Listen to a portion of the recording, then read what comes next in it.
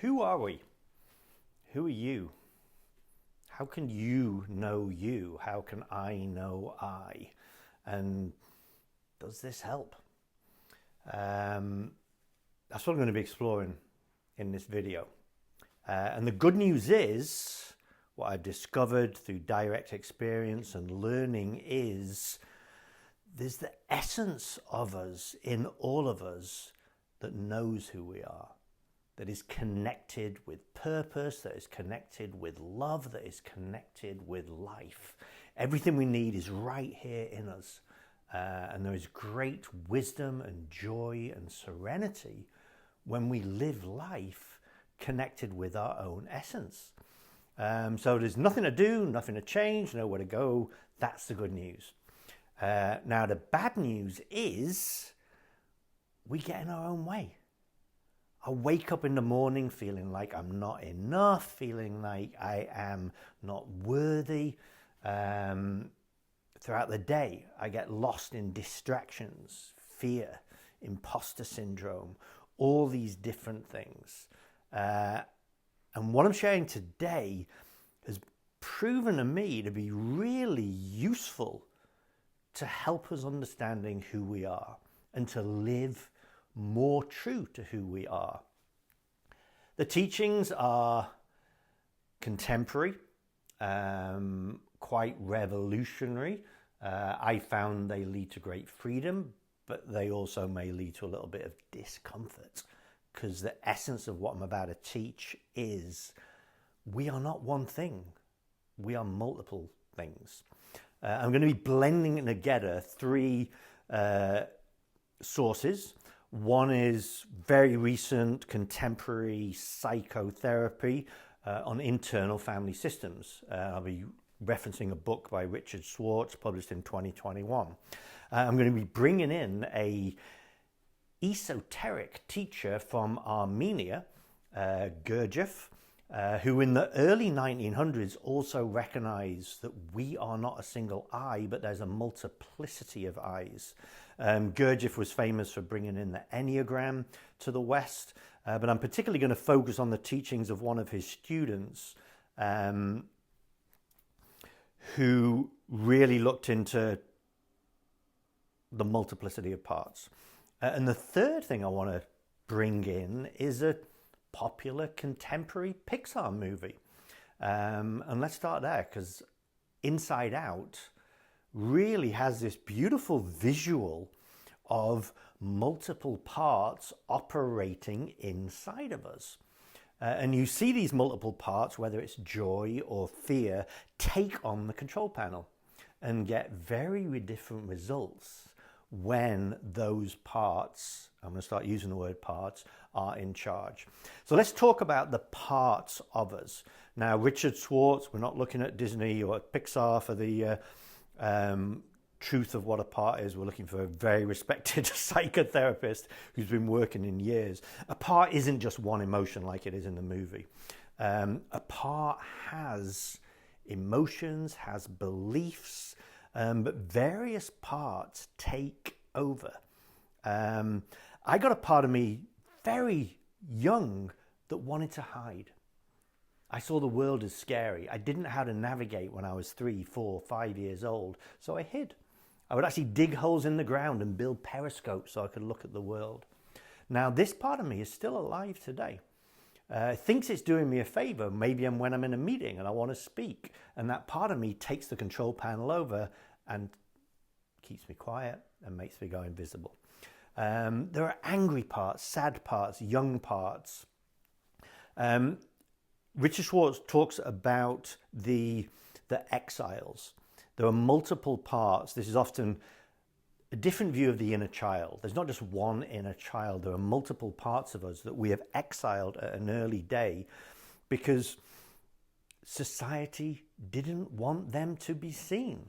I come from England and very polite. I've got an angry part in me that was exiled by me early on, and that still comes out. So there are these exile parts. When we get a little older, often as an early teen and adolescence, we start building protector parts. Don't say that to rock the boat. Don't upset your mum. Don't upset your boss. I'm going to use my intellect to navigate the world. So I developed all these parts, and this started taking over my protector parts, and then the part I think is running the show. Now let's just pause for a minute, because quite often most of us think we're just one thing. What are you talking about? We're only one part. I am me. I am running the show. This is the radical teaching that I'm introducing you to. You are not running the show, but multiple parts. We saw in Inside Out, people, different emotions taking over the control panel.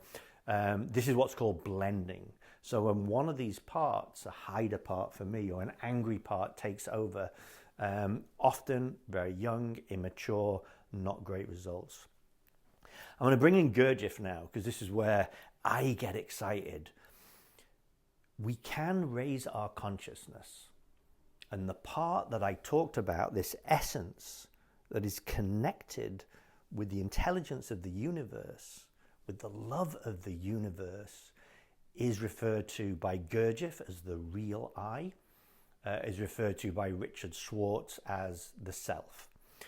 Gurdjieff breaks down the idea of the real I a little further and talks about the steward. As we evolve in consciousness, all of a sudden, we are no longer trapped by these mechanical parts. In the 1930s, when he was writing, he actually called them its. These aren't I's, they're its. This was a little cold, and now Richard Schwartz's work does recognize these parts as living beings that aren't just mechanical beliefs. They have emotions and they have spirit. When we get to this essence, we include all our parts.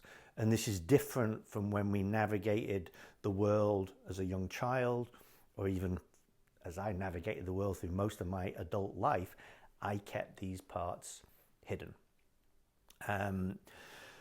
The key, the step, and this is where I just want to sort of lead us to today, is it begins with self-observation. We've got to split our attention from what are we doing to who is in charge right now, what emotions are present. These parts hold trauma. They can be emotional trauma, they can be physical trauma, they can be intellectual, distorted thinking. And these burdens can be healed. Who is doing the healing? You are. This is where we start developing our trusted leader within us. Another part, and there are two ways, and this is why I like Gurdjieff's view. He calls it the deputy steward, which operates from the rational perspective. Okay, yeah, I can sit down, I can journal, I can look at this, and I can navigate my parts. But this rational part of us, this deputy steward, which actually could be emotional or physical, is still not tapping into a higher power, a greater intelligence, a universal love. By opening up to these higher realms of consciousness, we start getting help from the higher realms of consciousness. So I'll save some of that for another video, but I just want to leave you with today. If you're willing to take this step, which can be a little disturbing to start with, oh my word, I've got all these different parts of me. Step one, find an observing part of you. I have difficulty with observing without judgment and with compassion. And I'm surrounded, fortunately, by some great members in my community that are helping me be more compassionate towards these exiled parts of me and towards the protectors. Nearly all of us has an inner critic as one of our parts. And I've got a very harsh inner critic, which is, again, another part that I'm embracing in to help me loosen up the space. So you are not one thing. We do not have this mono mind, what Richard Schwartz calls the mono mind myth. And if we want to raise our level of consciousness and tap into intelligences greater than our human intelligence, one of the keys I have found is recognizing what Gurdjieff calls the multiplicity of I's, and what Richard Schwartz and IFS, internal family systems, call parts. So have some fun with that. What can you observe? Observe with compassion and take that in a inside-out movie. Which one is at the control panel? And can you develop a more conscious, loving, compassionate, inclusive self to take over running your life?